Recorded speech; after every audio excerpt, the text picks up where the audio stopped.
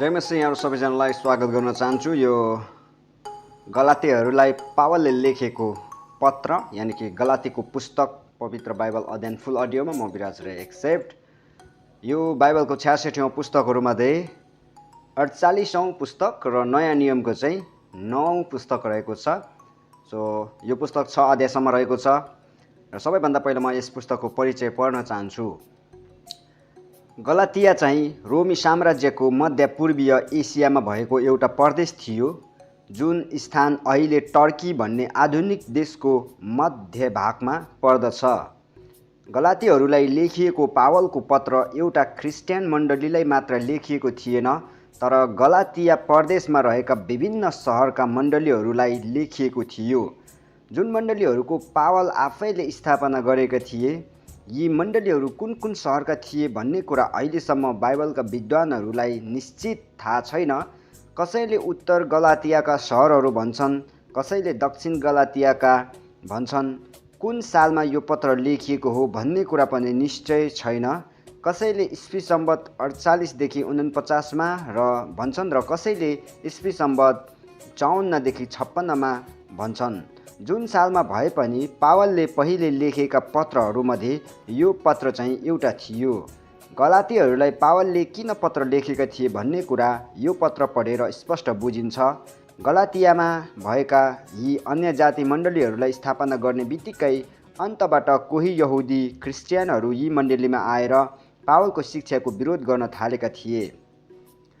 पावलको मुख्य शिक्षा यो थियो, अनुग्रहबाट विश्वासद्वारा मात्र मानिसले उद्धार पाउन सक्छ, जुन कुरा एफिसी 2 अध्यायको 8 पदले पनि बताउँछ। तर भुलमा परेका यी यहुदी ख्रिस्टियनहरूले गलातीहरूलाई उद्धार पाउनलाई परमेश्वरको अनुग्रहले मात्र पुग्दैन, तर यहुदी व्यवस्था पनि मान्न आवश्यक छ भनी सिकाए। यो झुटो शिक्षा भएको कारणले गलातीहरूका सम्बन्धमा पावललाई ठुलो चिन्ता थियो, किनभने गलातीहरूले यस्तो शिक्षा मानेका भए पावलको अनुग्रहको सुसमाचार बेकममा हुन जाने थियो। जुन अनुग्रह गलातीहरूले पाएका थिए, त्यो अनुग्रह यस झुटा शिक्षाले गर्दा तिनीहरूले गुमाउन लागेका थिए। क्रिस्चियन मण्डलीको इतिहासमा गलातीहरूलाई लेखिएको यो पत्र ज्यादै महत्त्वपूर्ण भएको छ, किनभने यही पत्र पढेको कारणले मार्टिन लुथरले 16औं शताब्दीमा त्यस बेलाको मण्डलीमा आएको झुटा शिक्षा चिने र त्यस झुटा शिक्षाको विरुद्धमा प्रोटेस्टेन्ट अभियान सुरु गरे। किनभने गलातीहरूलाई लेखिएको यही पत्र पढेर मार्टिन लुथरले ख्रिस्टको सुसमाचारको मुख्य शिक्षा बल्ल बल्ल बुझे, अर्थात् कुनै मण्डलीबाट वा व्यवस्थाको कामबाट होइन, तर अनुग्रहबाट मात्रै मानिसले उद्धार पाउन सक्छ। संसारभरिका मानिसहरू आफ्नो काम र प्रयत्नबाट उद्धार पाउन खोज्छन्। तिनीहरूले विभिन्न धार्मिक विधि विधानहरू मानेर परमेश्वरलाई खुसी तुल्याउन कोसिस गर्छन्। तिनीहरू आफ्नो शक्तिले पवित्र हुन प्रयास गर्छन्, तर यी सब प्रयत्न व्यर्थै छन्। परमेश्वरको अनुग्रहबाट मात्र हामी पवित्र हुन सक्छौँ र उद्धार पाउन सक्छौँ। परमेश्वरले आफ्नो अपार प्रेम र दयाले गर्दा हामी पापी मानिसहरूलाई स्वर्ग जाने ढोका खोलिदिनु भएको छ, अर्थात् येशू ख्रिस्टमा विश्वास। गलातीहरूलाई लेखिएको यो पत्रको मुख्य शिक्षा यही नै हो। पावलको जीवनको विषयमा अझ पढ्नलाई रोमीहरूलाई पावलको पत्र परिचय हेर्नुहोस्। यो थियो यस पुस्तकको परिचय। हामी एक अध्यायबाट अध्ययन सुरु गर्दैछौँ। पावल ख्रिस्टको एक प्रेरित, जो मानिसहरूबाट वा कुनै मानिसद्वारा पठाइएको होइन, तर येशू ख्रिस्ट र परमेश्वर पिता जसले उहाँलाई मृत्युबाट जीवित पार्नुभयो उहाँबाट उठाइएको हुँ। म र मसँग हुने सबै भाइहरूबाट गलातियाका मण्डलीहरूलाई परमेश्वर पिता र हाम्रा प्रभु येशू ख्रिस्टबाट तिमीहरूलाई अनुग्रह र शान्ति। हाम्रा परमेश्वर र पिताको इच्छा अनुसार उहाँले यस वर्तमान दुष्ट युगबाट हामीलाई छुटकारा दिनलाई हाम्रा पापका निम्ति आफैलाई अर्पण गर्नुभयो। परमेश्वरलाई सदा सर्वदा महिमा भइरहोस्, आमेन। एउटा शीर्षक छ, कुनै अरू सुसमाचार छैन। मलाई आश्चर्य लागिरहेछ कि ख्रिस्टको अनुग्रहमा तिमीहरूलाई बोलाउनु हुनेलाई यति चाँडै त्यागेर तिमीहरू भिन्न सुसमाचारतिर लागिरहेछौ। वास्तवमा अर्को सुसमाचार छैन, तर यस्ता कोही छन् जसले ख्रिस्टको सुसमाचारलाई भ्रष्ट पार्न खोज्छन्। हामीले प्रचार गरेका सुसमाचारको विपरीत हामीले वा स्वर्गबाट आउने दूतले नै प्रचार गर्यो भने पनि त्यो व्यक्ति श्रापित होस्। हामीले अघिदेखि नै भने जस्तै म फेरि अहिले पनि भन्दछु, तिमीहरूले जुन सुसमाचार ग्रहण गरेका छौ त्यसको विपरीत अरू कसैले तिमीहरूलाई प्रचार गर्दछ भने त्यो श्रापित होस्। के म मानिसहरूको निगाह खोज्दैछु कि परमेश्वरको? अथवा के मैले मानिसहरूलाई खुसी पार्न खोज्दैछु? यदि मैले अझै मानिसहरूलाई खुसी पार्न कोसिस गरेको भए म ख्रिस्टको दास हुने थिइनँ। अर्को शीर्षक छ पावलको बोलावट। भाइ हो, तिमीहरूले यो जान भन्ने म चाहन्छु कि मैले प्रचार गरेको सुसमाचार मानिसको सुसमाचार होइन, किनकि मैले यो कुनै मानिसबाट पाएको होइन, न मलाई यो सिकाइएको थियो, तर येशू ख्रिस्टको प्रकाशद्वारा मैले यो पाएको हुँ। यहुदी धर्ममा छँदा मेरो अघिको जीवनको विषयमा तिमीहरूले सुनेका छौ, कसरी मैले परमेश्वरको मण्डलीलाई भयानक रूपले सताएँ र त्यसलाई नाश गर्न खोजेँ। हाम्रा जातिमा मेरा दौतर्काहरू धेरैलाई उछिने र म यहुदी धर्ममा अघि बढेको थिएँ र मेरा पिता पुर्खाको परम्परामा म ज्यादै जोसिलो थिएँ। तर मेरो जन्म हुन अघि नै मलाई अलग गर्नुहुने र आफ्नो अनुग्रहद्वारा मलाई बोलाउनुहुने परमेश्वरलाई जब अन्य जातिहरूको बिचमा उहाँको प्रचार गर्नलाई आफ्ना पुत्र ममा प्रकट गराउन उहाँलाई खुसी लाग्यो, तब मैले कुनै मानिससँग केही सल्लाह लिइनँ, न त मभन्दा अघि प्रेरित हुनेहरू कहाँ। म यरुशलेम गएँ, तर तुरुन्तै अरब देशमा गएँ र पछि दमस्कसमा फर्केर आएँ। तब 3 वर्षपछि केफाससँग भेट गर्न म यरुशलेम गएँ र उनीसँग 15 दिनसम्म बसेँ। तर प्रभुका भाइ याकुबलाई बाहेक अरू कुनै प्रेरितलाई मैले भेटिनँ। परमेश्वरको सामु र तिमीहरूलाई विश्वास दिलाउन चाहन्छु कि म जे लेख्दछु त्यो झुटो होइन। त्यसपछि म सिरिया र किलिकियाका इलाकातिर गएँ। त्यतिन्जेल यहुदियाका ख्रिस्टका मण्डलीहरूले मेरो मुख देखेका थिएनन्। तिनीहरूले यतिसम्म मात्र सुनेका थिए, अघि हामीहरूलाई सताउने मानिसले जुन विश्वास नाश गर्न खोजेको थियो, अहिले त्यसले त्यही विश्वास प्रचार गरिरहेछ।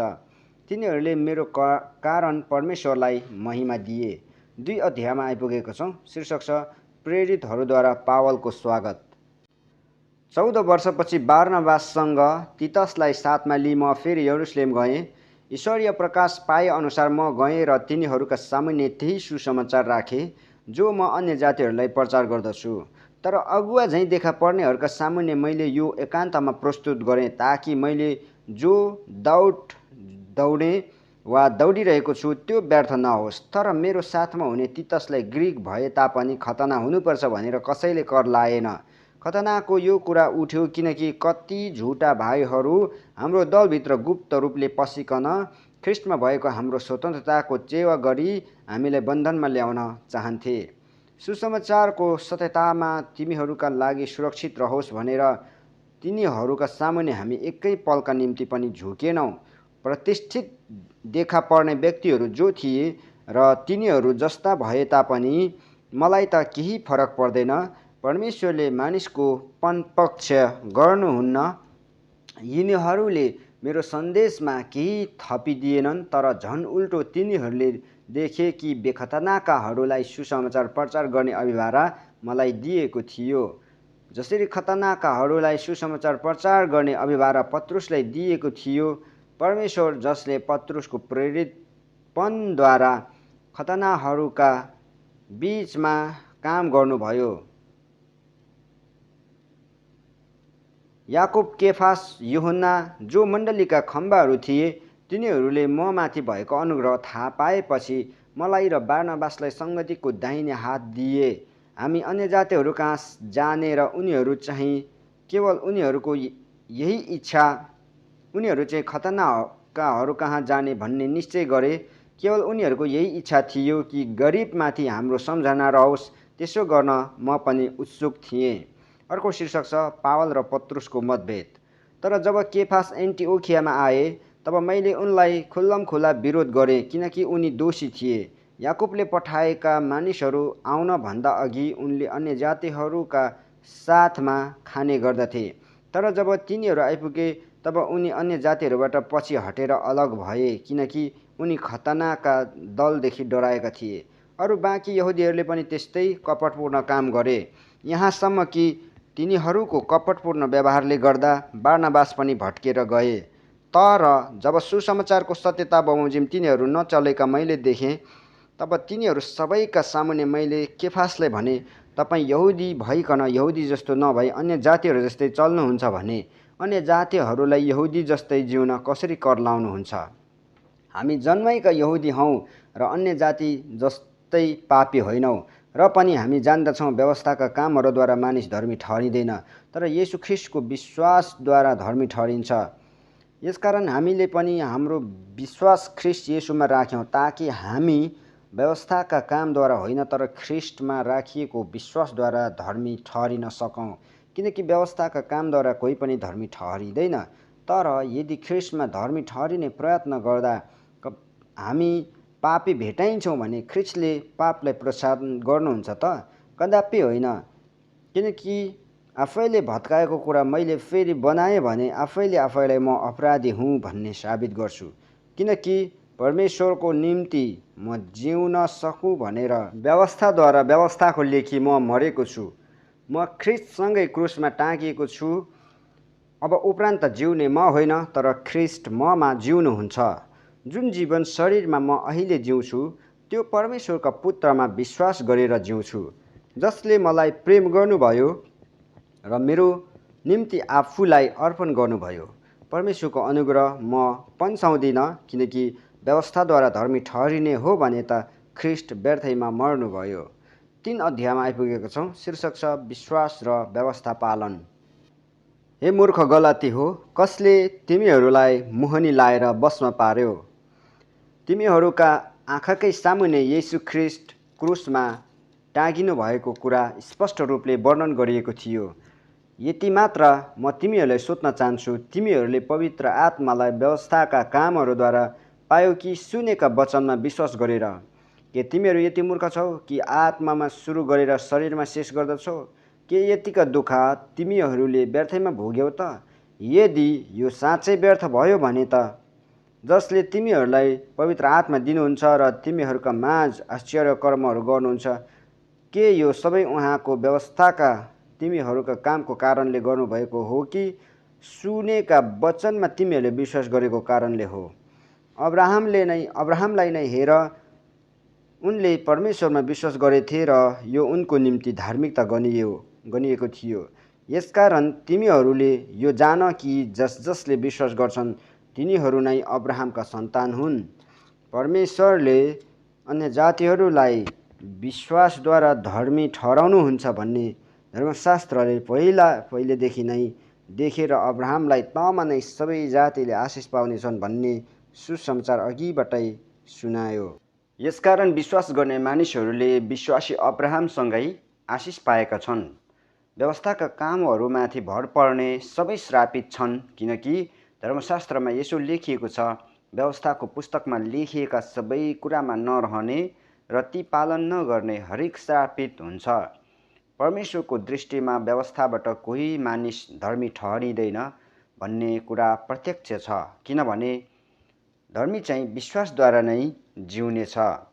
व्यवस्था चाहिँ विश्वासमाथि आधारित छैन, बरु जुन मानिसले यी काम गर्छ त्यो तिनैद्वारा जिउनेछ। हाम्रा निम्ति शराब बनेर ख्रिस्टले हामीलाई व्यवस्थाको शराबबाट मोल तिरेर छुटाउनु भयो, किनकि काठमा झुन्डिने हरेक श्रापित हुन्छ भन्ने लेखिएको छ। उहाँले हामीलाई मोल तिरेर छुटाउनु भयो ताकि अब्राहमलाई दिएको आशिष ख्रिस्ट येशूद्वारा अन्य जातिहरूमा आओस् र हामी विश्वासद्वारा प्रतिज्ञाका पवित्र आत्मा प्राप्त गर्न सकौँ। अर्को शीर्षक छ व्यवस्था र प्रतिज्ञा।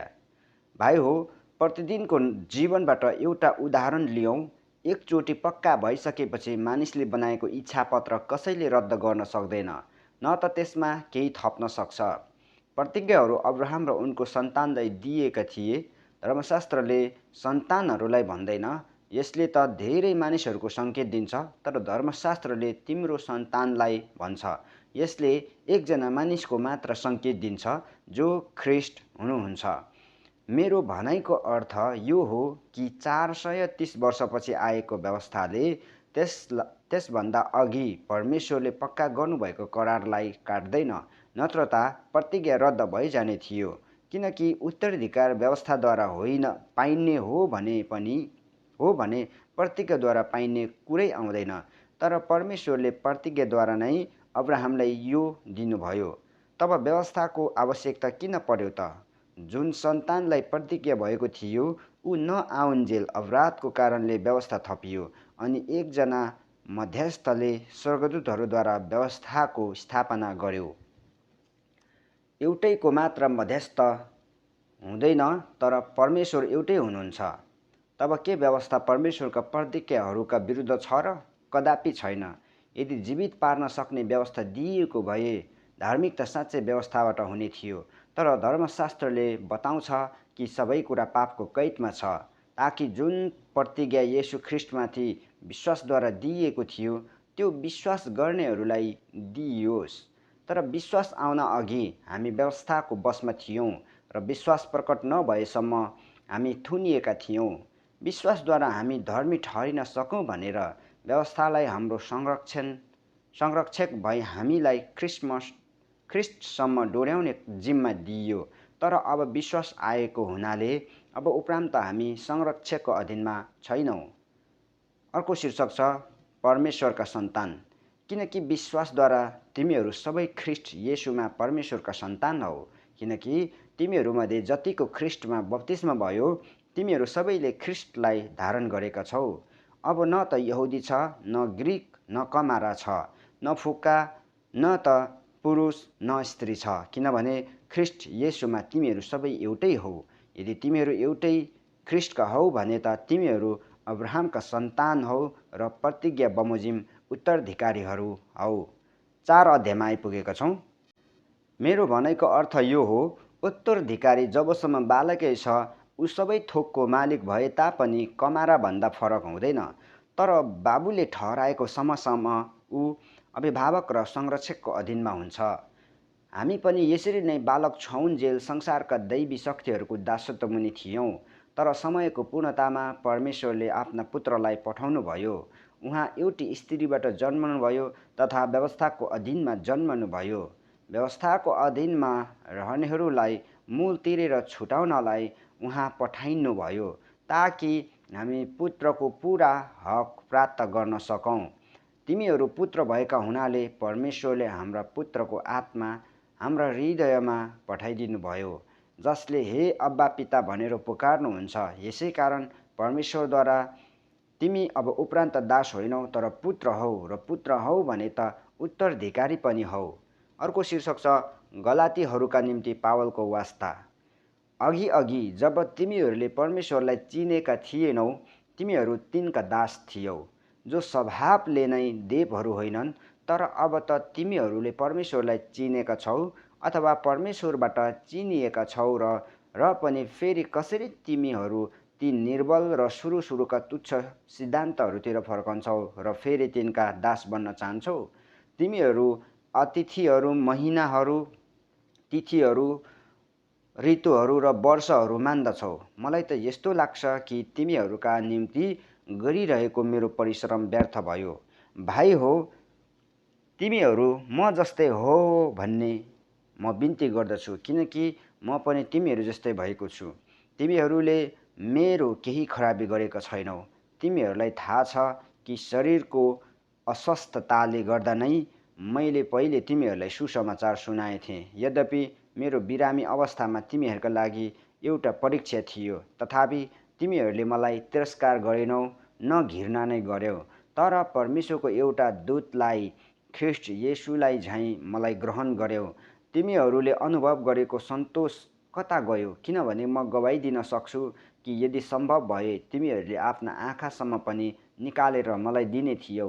तब तिमीहरूलाई साँचो भनेको कारणले के म तिमीहरूको शत्रु भएको छु र? तिमीहरूलाई आफूपट्टि तान्न तिनीहरू खुबै जोस देखाउँछन्, तर असल अभिप्रायले होइन। तिमीहरूले बढी उत्साहसाथ तिनीहरूलाई स्वीकार गर भनेर तिनीहरूले हामीबाट तिमीहरूलाई अलग पार्न खोज्छन्। असल अभिप्रायको निम्ति जोसिलो हुनु असल हो, तर तिमीहरूका माझमा हुँदा मात्र जोस देखाउनु असल होइन। मेरा साना बालक हो, ख्रिस्ट तिमीहरूमा नबनिनु भएसम्म म फेरि प्रसव पीडामा छु। अहिले म तिमीहरूका साथमा भएर तिमीहरूसँग मेरो बोल्ने तरिका बदल्न सके कति असल हुने थियो, किनकि तिमीहरूका विषयमा म अन्योलमा परेको छु। अर्को शीर्षक छ हागार र सारा।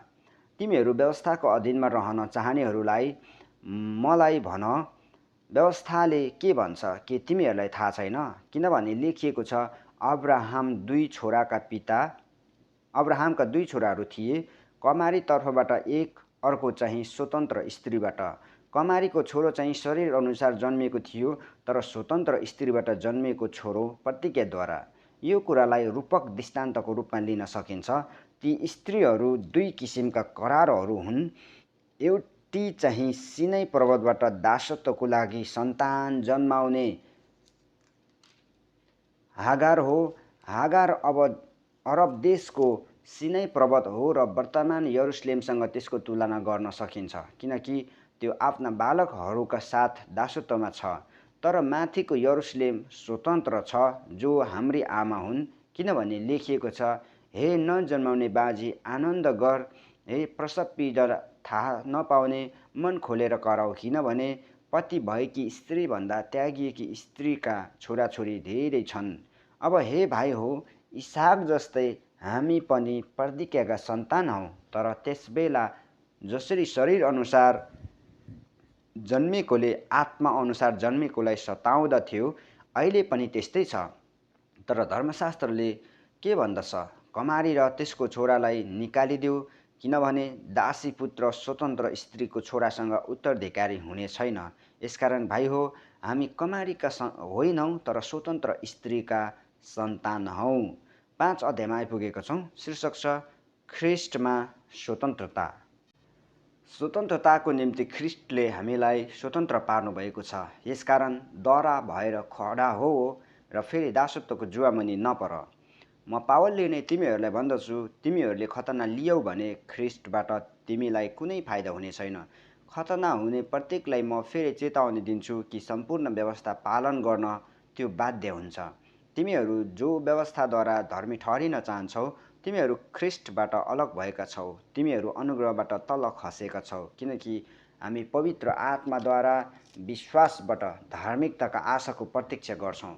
ख्रिस्ट येशूमा न त खतना केही मूल्यको न बेखतना केही मूल्यको हुन्छ, तर एउटै कुराको मात्र मूल्य छ, अनि त्यो हो प्रेमद्वारा काम गर्ने विश्वास। तिमीहरू राम्रै दौडिरहेका थियौ। कसले तिमीहरूलाई सत्यता पालन गर्नमा बाधा दियो?